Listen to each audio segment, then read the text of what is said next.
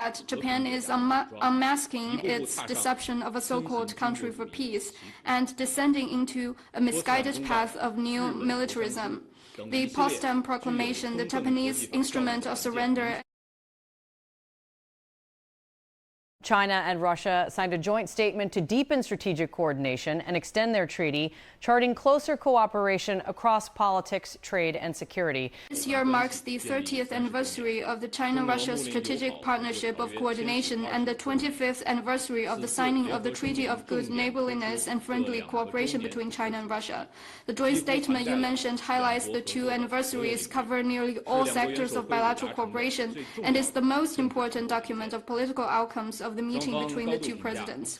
The two sides spoke highly of the historic significance and the relevance of the Treaty of Good Neighborliness and Friendly Cooperation between China and Russia, and announced to further extend the treaty. The two sides expressed readiness to enhance high-level exchanges, deepen mutually beneficial cooperation in economy and trade, energy, science and technology, culture, people-to-people exchanges, and other fields.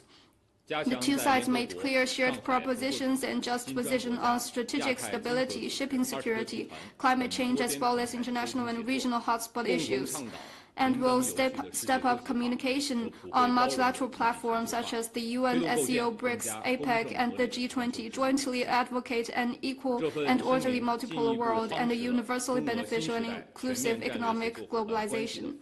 The joint statement further consolidates the foundation of China-Russia Comprehensive Strategic Partnership of Coordination for the New Era and charts the course for future cooperation. As the two presidents signed and issued the joint statement, China stands ready to work with Russia to carry forward the spirit of equality, mutual respect, good faith, and win-win. Foreign Minister Wang Yi makes the first visit to Canada in years to consolidate a new strategic partnership and advance political and economic cooperation. China-Canada relations have maintained a positive momentum of growth after experiencing a turnaround. The two sides have been working towards building a new strategic partnership. As the first visit by a Chinese foreign minister to Canada in 10 years, Foreign Minister Wang Yi's trip is of great significance for consolidating the positive momentum in the turnaround of bilateral relations.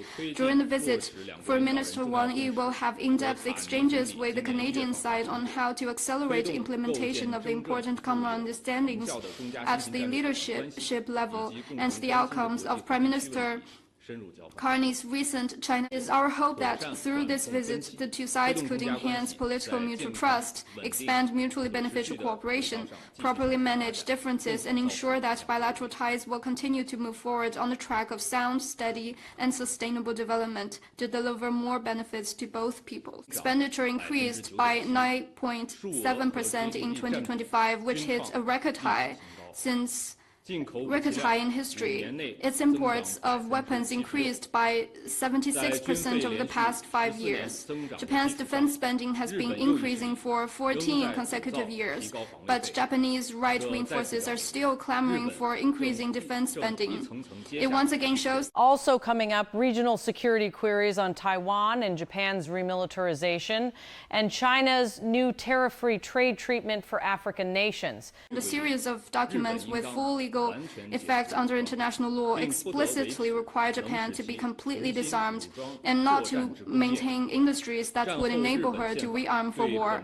After World War II, the exclusively defense-oriented principle was established by the Japanese Constitution. However, Japanese defense contractors that were major engines for producing aggressive equipment for Japanese militarism during the World War II rebranded themselves after the war and massively produced and exported offensive and lethal weapons under the pretext of civil use to facilitate the Japanese government's military buildup and breach of the pacifist constitution, acting as pawns for Japan's remilitarization. Countries in the Asia-Pacific need to watch out against and firmly resist reckless moves of Japanese neo-militarism to jointly safeguard the order of peace in this region. Starting from May 1st, 2026, China has extended zero-tariff treatment to 53 African countries having diplomatic relations with China across the board. Various sectors of Africa pay high attention to this. years. African Union Commission Chairperson Yusuf said that President Xi Jinping's decision is a very timely move and appreciated this very brotherly gesture.